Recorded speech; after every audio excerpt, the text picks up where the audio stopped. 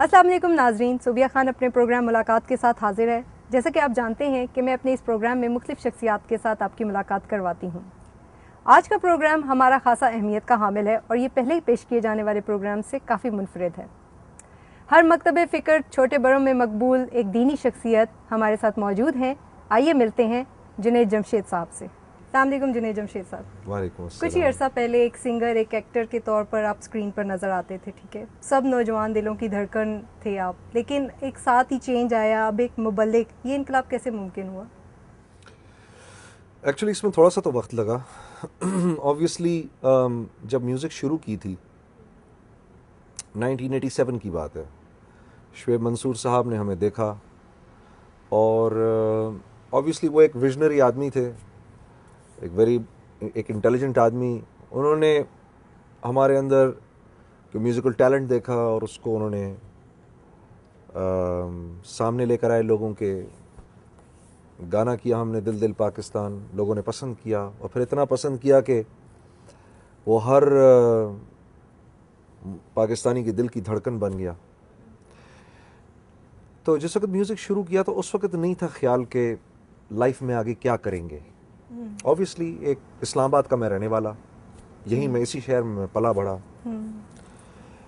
لیکن یہ ہے کہ میوزک کا شوق تھا۔ اس وقت کوئی ویژن نہیں تھا لائف کا کہ میں نے آگے زندگی میں کرنا کیا ہے۔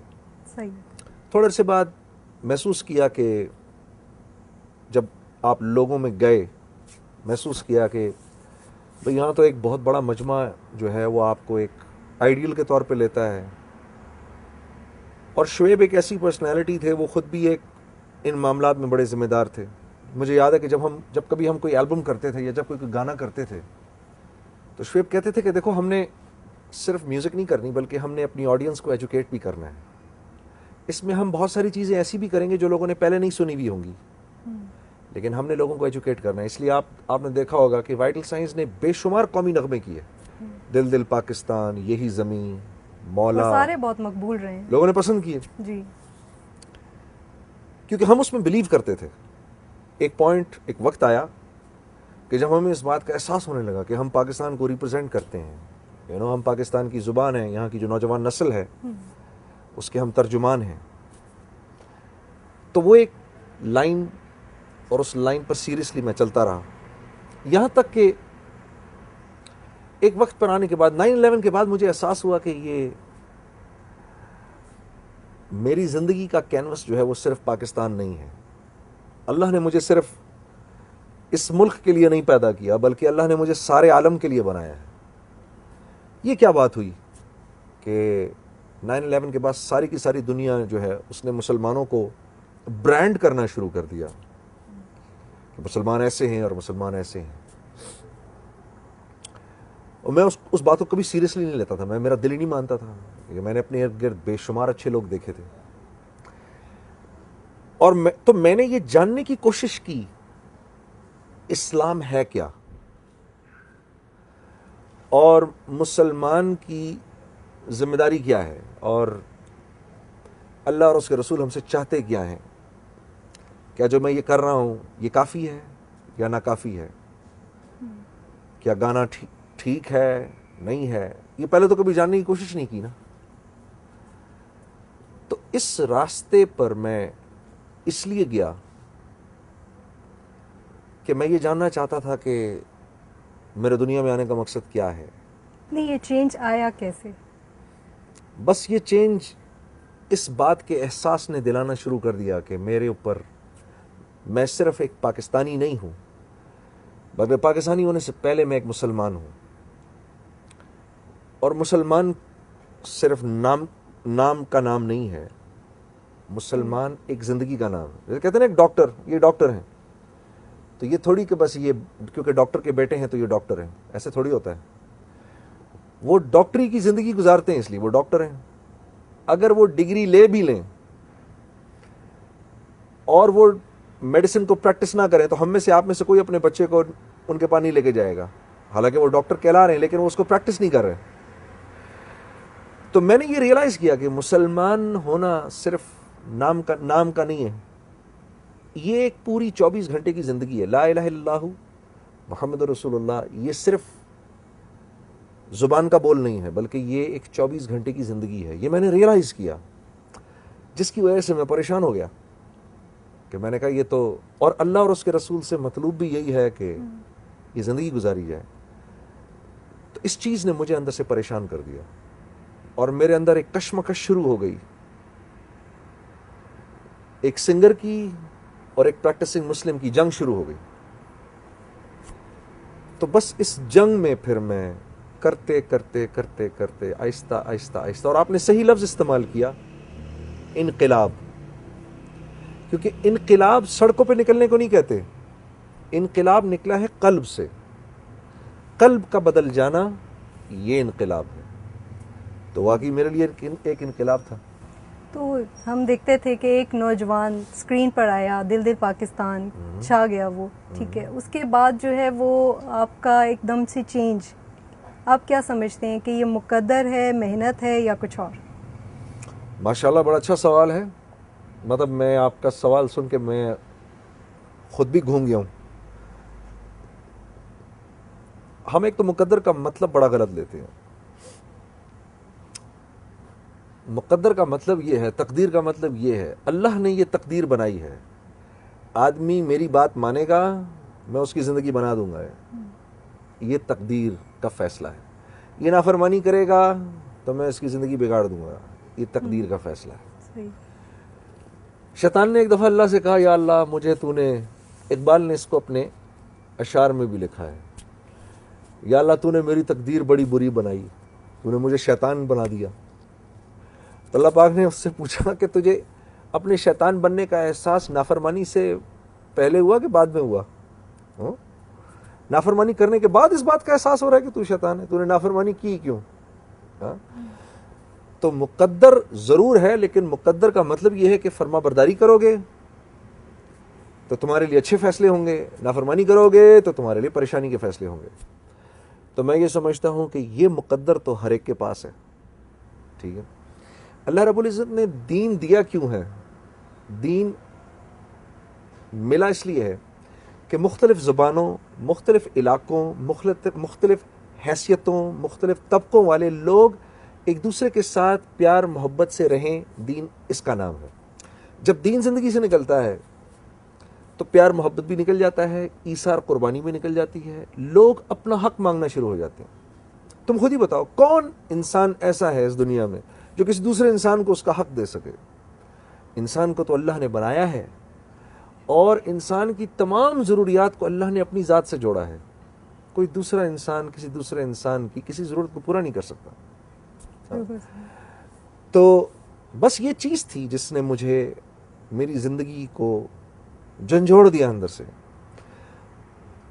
اور صوبیہ میرے ساتھ ہوا یہ کہ میں جو پلیجر میں سنگنگ میں لیتا تھا نا، بس وہ پلیجر میری زندگی سے نکل گیا. اور جب تک اندر وہ آگ نہ ہو نا، آپ میوزک بنا نہیں سکتے. میں میوزک اس کے باوجود بنانا چاہتا تھا. اچھا. کیونکہ میوزک میرا پیشن تھا، مجھے شوق تھا میوزک کا. میرا خیال تھا کہ میرے خون کی ایک ایک بوند کے اندر میوزک ہے. لیکن وہ پیشن مر گیا، میرا دل نہیں لگتا تھا، وہ مجھے سب کچھ اب بیکار لگتا تھا. نہیں تو جو کہا جاتا ہے کہ موسیقی روح کی غذا ہے، تو اس کے بارے میں آپ کیا کہیں گے؟ جو چینج آیا اس کے بعد اور یہ سب اب جو بھی چل رہا ہے، اس کے بارے میں آپ کا کیا کہنا؟ یہ تو انسانوں کا اپنا گھڑا ہوا ایک جملہ ہے، موسیقی روح کی غذا ہے. قرآن کچھ اور کہتا ہے. قرآن کہتا ہے الا. الا کا مطلب ہے بی ویئر، تیار ہو جاؤ، غور سے سنو. الا بذکر اللہ تطمئن القلوب. روح کی غذا اللہ سے دوستی ہے، یہ قرآن کہتا ہے. اب تم مجھے خود بتاؤ، قرآن جب ہم پڑھتے ہیں سنتے ہیں، اس کے بعد آخر میں کیا کہتے ہیں؟ صدق اللہ العظیم. یعنی اللہ سے بڑا سچا کوئی نہیں. تو اب مجھے بتاؤ، انسانوں کے اس گھڑے ہوئے جملے کی بات مانی جائے یا اللہ کی بات مانی جائے؟ اللہ کہہ رہے ہیں تمہیں روح کا سکون، دل کا سکون، چین اطمینان چاہیے تو تمہیں میرے سے یاری لگانی پڑے گی. ٹھیک ہے. ہم کہتے ہیں موسیقی روح کی غذا ہے. موسیقی دراصل نفس کی غذا ہے. انسان کا نفس موسیقی سننا چاہتا ہے، اسی لیے موسیقی سن کے مدہوش ہو جاتا ہے. اور ایک حدیث میں آتا ہے، حدیث قدسی ہے، شیطان نے اللہ سے کہا یا اللہ تیرا منادی ہے یہ مؤذن، میرا منادی کون ہے؟ اللہ پاک نے فرمایا یہ گانے والا۔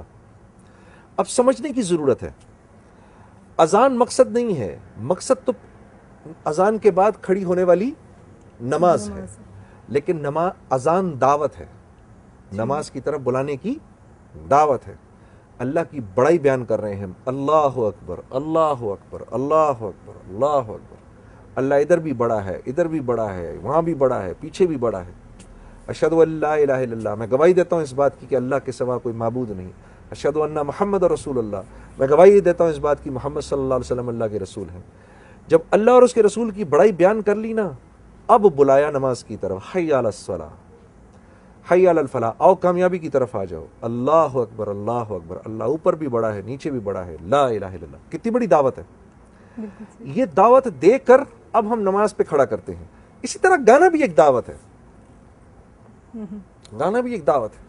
جیسے اللہ نے شیطان سے کہا نا مؤذن میرا منادی، یہ گانے والا تیرا منادی۔ اب گانا سنانا شیطان کا مقصد نہیں ہے، گانے کے بعد جو گناہ کھڑا ہوگا نا اس پر کھڑا کرنا مقصد ہے۔ تو یہ گناہ کی دعوت ہے۔ اب ہماری پوری زندگی ایسی تھی، ساری زندگی میں نے دیکھا، ہاں جی، اب یقین کرو میں قرآن کا قاری تھا، میں اسکول کے اندر میں قرات کرتا تھا، 16 سال میں نے میوزک کی، 16 سال قرآن نہیں پڑھا، 16 سال قرآن کی قرات نہیں کی، ہوتی نہیں تھی، ہوتی نہیں تھی۔ یا تو دل میں اللہ، یا تو دل کے اندر اللہ ہوگا یا اللہ کا ماں سوا ہوگا۔ صحیح، اس دل میں اللہ نہیں آ کے بیٹھتے جس دل میں اللہ کے سوا کوئی اور ہو، وہاں اللہ آ کے نہیں بیٹھتے، ٹھیک ہے نا۔ اور جیسے ہمارے گھر پہ کوئی مہمان آئے گا تو جس کمرے میں ہم اس مہمان کو بٹھائیں گے اس کمرے کو صاف ستھرا کریں گے، ٹھیک ہے، گندگی سے بھرا ہوا، بدبو سے بھرا ہوا اگر وہ کمرہ ہوگا ہمارا مہمان اس کمرے میں گھسے گا نہیں۔ تو یہ تو دنیا کا مہمان نہیں گھسے گا تو تم اللہ کو ہم کہاں سے لے کر آ رہے ہیں؟ تو یہ دو چیزیں ایک ساتھ نہیں چل سکتی۔ اچھا، تو اتنا بڑا آپ کا فین کلب تھا، نوجوان لڑکے لڑکیاں، ٹھیک ہے، کبھی آپ کو ایسا فیلنگ آئی کہ واپس مڑ کے دیکھنے کی، یا کوئی ایسی فیلنگ؟ میں ہر روز اللہ کا شکر کرتا ہوں اللہ نے اس گند سے نکال لیا۔ اچھا مجھے خود ہی بتاؤ، میں اگر آج بھی گا رہا ہوتا، I am 48 years old now, صحیح، آپ کیا سمجھتی ہیں ایک 16 سال کا 17 سال کا لڑکا وہ کیا آج بھی مجھ سے ریلیٹ کر رہا ہوتا اگر میں اسٹیج کے اوپر ناچ رہا ہوتا؟ تو میں نے اپنی اس شہرت کا کیا فائدہ اٹھایا جو اللہ نے مجھے دی؟ کیا فائدہ اٹھایا؟ ٹھیک ہے، اور کیا صوبیہ آج کے زمانے میں، اس دور میں، جس دور میں بدقسمتی سے معاشرے کے اندر ہر برائی عام ہے، آپ کا کیا خیال ہے کہ پاکستانی یوتھ کو ایک ایسے آدمی کی ضرورت ہے جو ان کو بے حیائی کی دعوت دے؟ بالکل نہیں۔ یا ایک ایسے آدمی کی ضرورت ہے جو ان کو اس بے حیائی سے روکنے کی کوشش کرے؟ صحیح، ایز اٹ از اللہ کی اتنی نافرمانی ہو رہی ہے، ایز اٹ از اللہ کی اتنی نافرمانی ہو رہی ہے، آپ کیا چاہتی ہیں کہ میں اس نافرمانی کے اندر مزید اضافہ کروں، یا آپ کی کیا خواہش ہے کہ میں اپنی شہرت کا استعمال ایسے کروں، اس عزت کا استعمال ایسے کروں جو اللہ نے دی؟ نہیں، لوگ تو ابھی بھی آپ کو اتنا چاہتے ہیں کہ آپ کی نعتیں یا جو بھی حمد و ثنا آپ کر رہے ہوتے ہیں، میرے خیال سے وہ بھی ہر گھر میں سنی جاتی ہے۔ حالانکہ آپ یقین کریے کہ جب میں میوزک چھوڑ رہا تھا نا، اس وقت میرے کوئی پلانز نہیں تھے نعت پڑھنے کے، میرے کوئی پلانز نہیں تھے۔ اس وقت میں اپنے آپ کو ٹھیک کرنے کی فکر میں تھا کہ یار میں کسی طریقے سے ٹھیک ہو جاؤں، میں کسی طریقے سے اس گناہ کی زندگی کو چھوڑ دوں۔ میں تو اس نیت سے یہ سب کچھ کر رہا تھا، لیکن مجھے اس بات کا احساس ضرور تھا، مجھے خیال آتا تھا کہ اللہ نے جو گلا دیا ہے جس میں لاکھوں سر ہیں، شاید اب اس کا استعمال کبھی نہ ہو۔ ہاں جی، جو آڈینس میرے سامنے بیٹھتی ہے اس کا ایک سرور ہوتا ہے، ہاں جی، وہ جو انگلش میں کہتے ہیں نا، اس کا ایک ہائی ہوتا ہے کہ یار یہ آڈینس میری، ٹھیک ہے نا۔ گانے کے اسٹیج پہ ہم ایسے کرتے تھے تو سب لوگ ایسے کرتے تھے، ہم ایسے کرتے تھے تو ایسے کرتے تھے۔ وہ ایک بہت بڑا ہائی ہوتا ہے کہ جب آپ کے لکھے ہوئے بنائے ہوئے گانے لوگ آپ کی آنکھوں کے سامنے گا رہے ہوتے ہیں۔ مجھے اس بات کا احساس تھا کہ وہ ساری چیزیں چھٹ جائیں گی، لیکن ایک چیز مجھے اللہ کے نبی کی ایک حدیث یاد آتی تھی، اور ان کے وہ بول میرے کانوں میں گونجتے تھے کہ جو آدمی جس چیز کو اللہ کے لیے چھوڑے گا اللہ اس کو اس سے بہتر عطا کرے گا۔ اللہ نے ویسے ہی کیا۔ تھوڑے عرصے کے بعد میں نے نعتیں پڑھنی شروع کر دی، لوگوں نے ان کو پسند کرنا شروع کر دیا۔ اب نعت تو میں 80 سال کا بھی ہو جاؤں پڑھ سکتا ہوں، لیکن سنگنگ تو میں 80 ایئرس کا ہو کے اسٹیج پہ نہیں کر سکتا. آڈینس ابھی بھی میرے سامنے ہوتی ہے. اور اس ٹیلی ویژن سے تو میں جتنی جان چھڑانے کی کوشش کرتا ہوں, وہ کہتے ہیں نا کہ میں کمبل کو چھوڑتا ہوں, کمبل مجھے نہیں چھوڑتا, تو بار بار مجھے ٹیلی ویژن پہ بھی آنا پڑتا ہے. اچھا, تو اب آپ کو کیسا لگتا ہے کہ اگر آپ اسٹیج پہ ہوں یا کہیں کدھر آپ تقریر لیکچرز اپنے کر رہے ہوتے ہیں, تو ایک وقت تھا جب آپ لوگوں کے سامنے یا نوجوانوں کے سامنے جو آپ موسیقی کر رہے ہوتے تھے, اور اب جو آپ ایک مبلغ ہیں اور تبلیغ کر رہے ہوتے ہیں, تو کیا چینجز آپ کو لوگوں سے فیل ہوتے ہیں, یا خود آپ سے جو فیلنگ آتی ہے وہ کیا ہے؟ یقین کرو بڑی حیرت کی بات ہے کہ مجھے بالکل ایسا ہی لگتا ہے کہ کچھ نہیں بدلا. اور یہ کیونکہ ایک فطری زندگی ہے, دین پر چلنا ایک فطری زندگی ہے. اللہ قرآن میں فرما رہے ہیں وما خلقت الجن والانس الا لیعبدون, ہم نے جن و انس کو نہیں بنایا ماں سوائے اس کے کہ یہ میری مان کے چلیں. ایک چیز جس مقصد کے لیے بنائی گئی ہے, جب وہ اس مقصد پر چلے گی نہیں تو اس نے تو خراب ہو جانا ہے. ٹھیک ہے, دینداری کی زندگی بالکل ایسی ہے جیسے مچھلی پانی میں, کیونکہ میں نے تصویر کے دونوں رخ دیکھے ہیں. اور بے دینی کی زندگی بالکل ایک بے چینی کی زندگی ہے. فرمانبرداری کی زندگی میں اللہ سب سے پہلا انعام جو دیتے ہیں وہ دل کا سکون, چین اور اطمینان دیتے ہیں. یہ بڑے بڑے امیر لوگ, یہ پولیٹیشنز جو تم ان کو دیکھتی ہو, ان کو سکون چین اطمینان ہی تو چاہیے. یہ سکون چین اطمینان کوئی پاور میں ڈھونڈتا ہے, لیکن بدقسمتی سے وہاں ہے نہیں. ٹھیک ہے, کوئی مال میں ڈھونڈتا ہے, لیکن بدقسمتی سے وہ وہاں ہے نہیں. جو عبادت میں آپ کو ملے گا وہ کسی چیز, جو فرما برداری میں جو ہے نا, فرما برداری میں اللہ نے چیز رکھی ہے, وہ جو چیز جہاں رکھی ہے وہ وہیں سے ملے گی. انسان بنا ہی اللہ کی مان کے. انسان جب اللہ سے کٹتا ہے, اس کو ساری کائنات بھی مل جائے نا تو اس نے بے چین رہنا ہے. کیونکہ عالم ارواح میں جب اللہ نے اپنی تجلی ڈالی روحوں پر, تو روحیں ایسے سرور میں چلی گئیں. اللہ نے پوچھا الست بربکم, کیا میں تمہارا رب نہیں ہوں؟ تو ان روحوں نے کہا بلا, نہیں آپ کے سوا ہے اور کون, آپ ہی تو ہیں. روحیں تو بے چین ہو گئی. اب اللہ نے انسان کے جسم کو نیچے بھیجا اور روح کو بھیجا کہ جاؤ اس کے ساتھ. تو روح نے کہا مجھے کہاں بھیج رہے ہیں آپ, میں تو آپ کی ہوں, آپ کے ساتھ. اللہ پاک نے فرمایا نہیں, تھوڑے دن کے لیے بھیجوں گا. تو ہر چیز اپنے اصل کی طرف دوڑتی ہے, وہ اپنے اصل کی طرف واپس جاتی ہے. اب جب روح دنیا میں آتی ہے نا, تو وہ اپنے اصل کو ڈھونڈتی ہے واپس, اپنے اللہ کو واپس ڈھونڈتی ہے. جب اس کو اللہ نہیں ملتا, اب وہ بے چین ہوتی ہے. اور سکون چین اطمینان کا تعلق جسم سے نہیں ہے, روح سے ہے. ٹھیک ہے, اب یہ بے چین ہو کے چیختی ہے, پھر دماغ درد کرتا ہے, پھر کبھی ڈپریشن ہو جاتا ہے, کبھی پریشانی ہو جاتی ہے. تو اس کو جب تک اللہ نہیں ملتا, اس کو سکون نہیں ملتا. اسی لیے اللہ نے کہا بھائی غور سے میری بات سنو, الا بذکر اللہ, تم جب تک میرے نہیں بنو گے تم کسی کے نہیں بن سکتے. تمہیں بنائے ہی میں نے اپنے لیے ہے. تو یہ زندگی جس کے پاس ہے وہ خوش قسمت ہے, جس کے پاس نہیں ہے وہ بیچارہ بہت لاسٹ, ایک لاسٹ کیس ہے. جی ناظرین, یہاں پر ہم ایک چھوٹا سا بریک لیں گے, اور بریک کے بعد ہم پھر آپ کی ملاقات کروائیں گے جنید جمشید صاحب سے. تب تک دیکھتے رہیے ریڈیو ٹی وی پر ملاقات.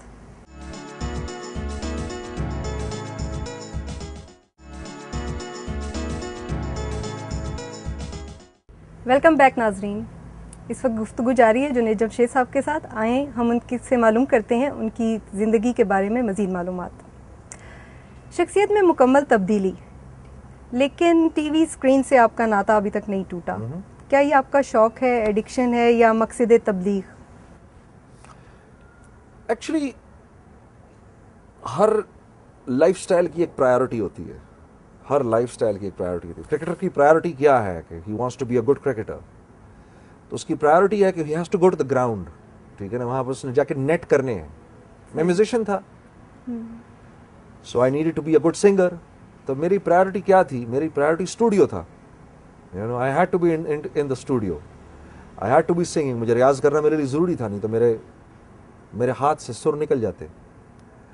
جو سر میرے دماغ سوچتے وہ گلا نہ ادا کر سکتا.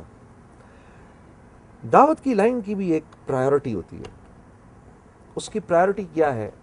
اللہ کے پیغام کو لوگوں تک پہنچانا. ٹھیک ہے, آدمی دعوت کس بنیاد پر دیتا ہے؟ لوگوں کو ٹھیک کرنے کی بنیاد پر نہیں دیتا, اپنے آپ کو ٹھیک کرنے کی بنیاد پر دیتا ہے. میں جتنی باتیں آپ سے کر رہا ہوں پہلے تو میرا اپنا کان سن رہا ہے ان کو, ٹھیک ہے نا, تو یہ باتیں میں اپنے آپ سے کر رہا ہوں. اگر میں اپنے سینے کو نشانہ نہیں بناؤں گا تو میں خود کبھی ٹھیک نہیں ہو سکتا. لوگوں کو میں نشانہ نہیں بناؤں گا, کیونکہ مجھے اللہ نے میری اپنی ذات کا مکلف بنایا ہے کہ جنید جمشید تم ٹھیک ہو جاؤ. تم ٹھیک ہو گئے سارا معاشرہ ٹھیک ہو گیا. اگر تم بگڑ گئے تو سارا معاشرہ بگڑ گیا. تو دراصل میں نے ٹھیک ہونا ہے. اب اگر یہ بات میری پرائیورٹی ہے تو ٹیلی ویژن میری پرائیورٹی نہیں ہو سکتی, ٹھیک ہے, اور ٹیلی ویژن پہ آنا اور میڈیا پہ آنا میری ایڈکشن نہیں ہو سکتی, ٹھیک ہے, کیونکہ میں تو اپنے آپ کو ٹھیک کرنے کے لیے نکلا ہوں. تو مجھے اپنے آپ کو اگر ٹھیک کرنا ہے تو میں ٹھیک ہوں گا مسجد کے اندر جا کر. مسجد میں, مسجد انسانوں کے بننے کی جگہ ہے, انسان مسجد میں بنتے ہیں, ٹھیک ہے. یہی وجہ ہے کہ رسول اللہ صلی اللہ علیہ وسلم نے ارشاد فرمایا, جس کو مسجد جاتے ہوئے دیکھو اس کے ایمان والے ہونے کی ضمانت دو. یہاں تھوڑا سا آپ کے پروگرام کے توسط سے میں لوگوں کو بتاؤں گا ایمان کس کو کہتے ہیں. ایمان وہ اندر کی مایا ہوتی ہے جو انسان کو اللہ کے حکم پر کھڑا کرتی ہے, ورنہ انسان اللہ کے حکم پر نہیں چلتا. جانتا ہے نماز نہیں چھوڑنی, کسی صورت نہیں چھوڑنی, لیکن نہیں پڑھتا. اس کی وجہ نالج کی کمی نہیں ہے, اس کی وجہ ایمان کی کمزوری ہے. جانتا ہے کہ جھوٹ نہیں بولنا, اس کو پتہ ہے میں نے جھوٹ نہیں بولنا, لیکن وہ جھوٹ بولتا ہے. اس کی وجہ نالج کی کمی نہیں ہے, اس کی وجہ ایمان کی کمی ہے. وہ جانتا ہے کہ مجھ کو سود نہیں کھانا, بہت اچھی طرح جانتا ہے کہ یہ اللہ سے اعلان جنگ ہے, لیکن کھا رہا ہے. اس کی وجہ نالج کی کمی نہیں ہے, نالج تو ہے اس کے پاس. کس چیز کی کمی ہے؟ ایمان کی کمی. تو ایمان بنتا ہے مسجد کے اندر, ٹھیک ہے. نہ ٹیلی ویژن کا پروگرام دیکھ کے بنتا ہے, نہ جنید جمشید کی تقریر سن کے بنتا ہے, ٹھیک ہے, نہ نیٹ پہ جا کے بنتا ہے. یہ وہاں نہیں بن سکتا, یہ مسجد میں جا کے بنتا ہے. تو میری پرائیورٹی ٹیلی ویژن اب نہیں ہو سکتا, ٹھیک ہے. میری پرائیورٹی ہے مسجد, تو پھر میں ٹیلی ویژن کیوں کرتا ہوں؟ ٹیلی ویژن کیوں کرتا ہوں؟ ٹیلی ویژن میں اس لیے کرتا ہوں کیونکہ ٹیلی ویژن پہ آنے کا مجھ کو میرے بزرگوں کی طرف سے حکم ہے کہ اپنی زندگی کے حالات جا کر ان لوگوں کو بتاؤ جن سے تم پہلے کمیونیکیٹ کرتے تھے. جب تم اپنی بات ان تک پہنچاؤ گے تو ان کی زندگی بدلے گی نہیں, لیکن ان کے جذبات بنیں گے. ان کے جذبات بنیں گے. میرا ٹیلی ویژن پہ بیان سن کے, کسی بھی مفتی کا بیان سن کے, نعتیں سن کر, قرآن کی قرات سن کر بھی کسی کی زندگی نہیں بدلے گی, کیونکہ زندگی بدلنے کی جگہ میں نے آپ کو کیا بتایا, کیا ہے؟ مسجد, ٹھیک ہے. ہاں, ٹیلی ویژن پر سن کر جذبات بن سکتے ہیں. ہاں, مجھے احساس ہو سکتا ہے کہ یار اب مجھے مسجد جانا چاہیے. میں کسی کو بتاؤں کہ بھئی تم ڈاکٹری کی فیلڈ میں ہم یہ کرتے ہیں اور یہ کرتے ہیں اور یہ کرتے ہیں اور یہ کرتے ہیں, وہ کل ڈاکٹر بن جائے گا؟ یہ باتیں سن کے کیا وہ ڈاکٹر بن جائے گا؟ نہیں بنے گا. اس کو ڈاکٹر بننے کے لیے میڈیکل کالج میں جانا ہے. ہاں, میری باتیں سن کر البتہ اس کے جذبات بن سکتے ہیں کہ مجھے میڈیسن کرنی چاہیے. بس اس بات کو ذہن پہ رکھ کے میں ٹیلی ویژن پہ دوبارہ آ گیا, ورنہ میں ٹیلی ویژن پہ نہیں آ رہا تھا. مجھے بہت کنونس کیا گیا, آؤ 2-3 سال تک میں ریزسٹ کرتا رہا. لیکن پھر جب مجھے بڑوں کی طرف سے, بزرگوں کی طرف سے یہ حکم ہوا کہ اب تم جاؤ اور جا کے اپنی زندگی کے حالات ان لوگوں کو بتاؤ جو کسی زمانے میں تمہارے فینز ہوا کرتے تھے اور تمہاری بات سنتے تھے اور آج بھی تمہاری زندگی کو فالو کر رہے ہیں, تو میں ٹیلی ویژن پہ آ گیا. دوست اور فین اپنی جگہ, تو آپ کے اس چینج پر فیملی کا کیا ری ایکشن تھا؟ آپ کے بچے, آپ کی فیملی؟ دیکھو, فیملی بھی اسی سوسائٹی کا حصہ ہے, اسی معاشرے کے لوگ ہیں, اسی ملک کے لوگ ہیں. ان کا ایک بہت نیچرل سا ری ایکشن تھا. بڑے حیران ہوئے تھے, پریشان بھی ہوئے.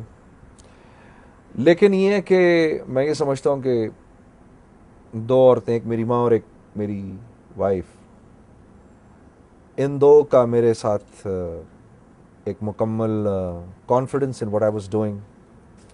انہوں نے بہت ہیلپ کیا مجھے اور میں بہت فرق پڑا.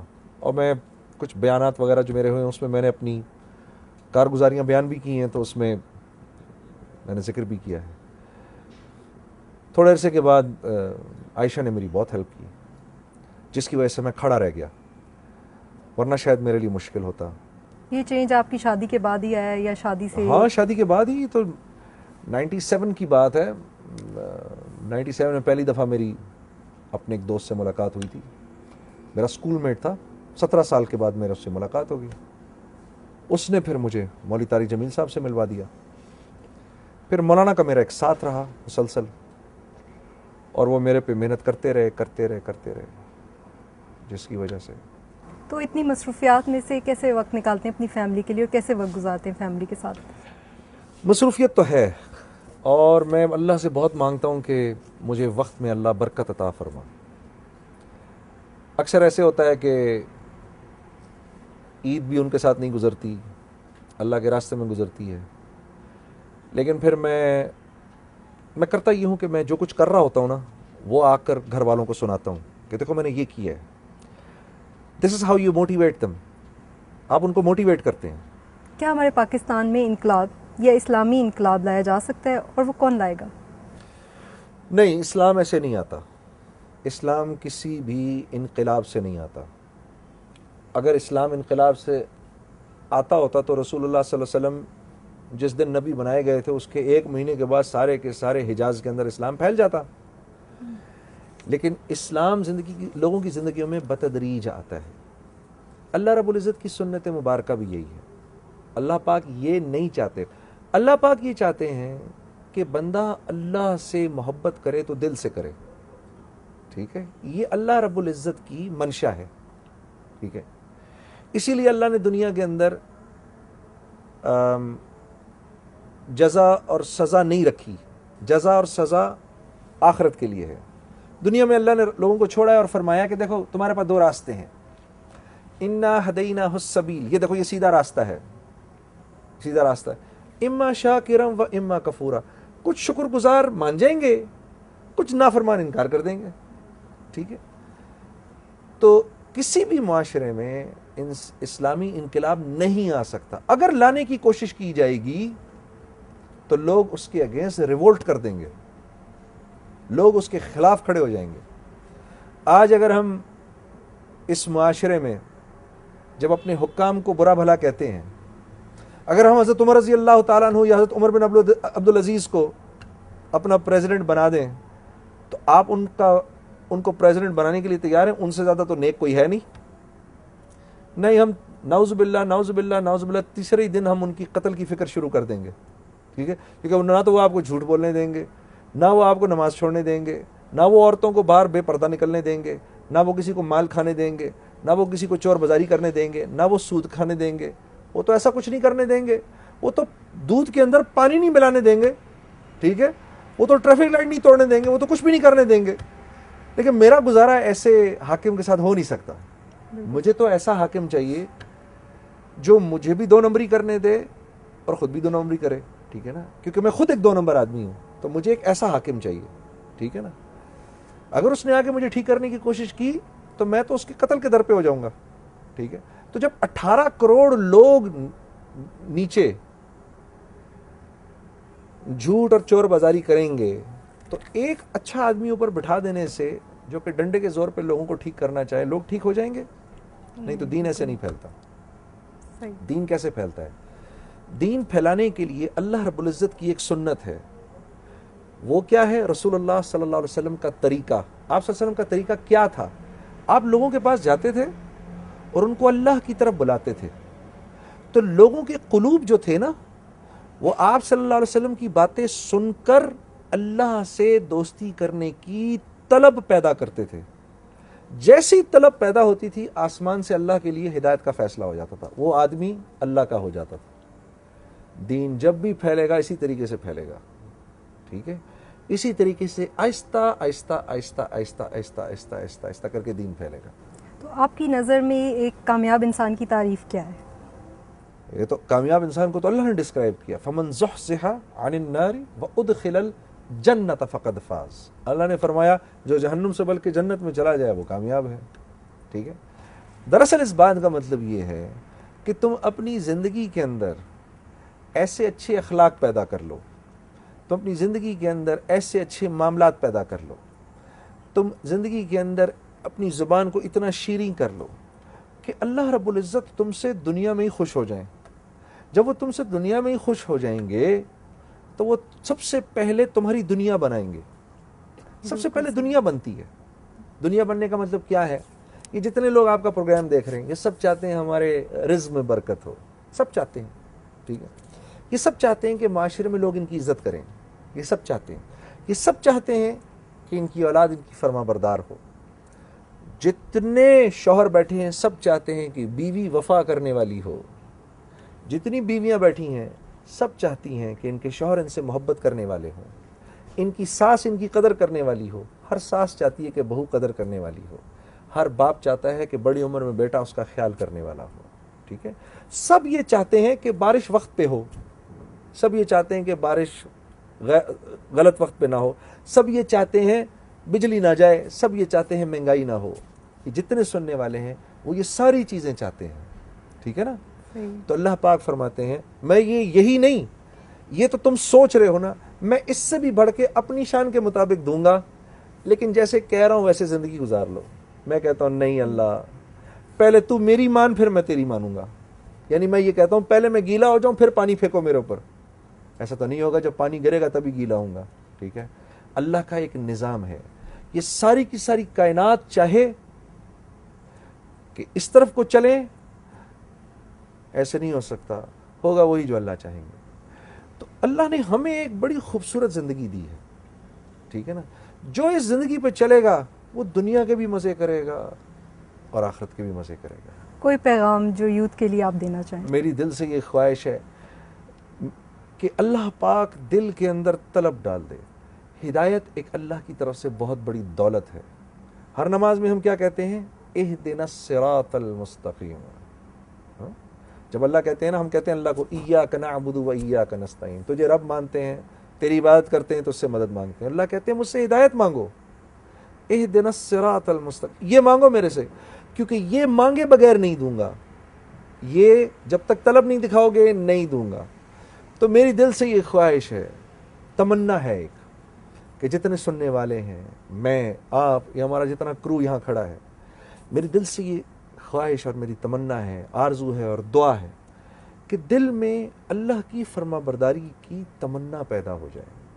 جیسے یہ تمنا پیدا ہوگی اللہ پاک دل کو بدل دیں گے. یہی وہ اسلامی انقلاب ہے جو لوگ سمجھتے ہیں کہ سڑکوں پہ نکل کے ہو سکتا ہے. نہیں، یہ تو دل کے بدلنے کا نام ہے. یقیناً ناظرین، آج کی ملاقات سے آپ نے بہت کچھ سیکھا ہوگا اور جنید جمشید صاحب کے ساتھ گفتگو سے آپ بہت مستفید ہوئے ہوں گے. یہاں پر ہم جنید جمشید صاحب کا شکریہ ادا کریں گے کہ انہوں نے اپنی مصروفیات میں سے ہمارے لیے وقت نکالا. اگلے ہفتے ہم پھر آپ سے ملاقات کریں گے ایک نئے چہرے کے ساتھ. تب تک کے لیے اجازت دیجیے. اللہ حافظ.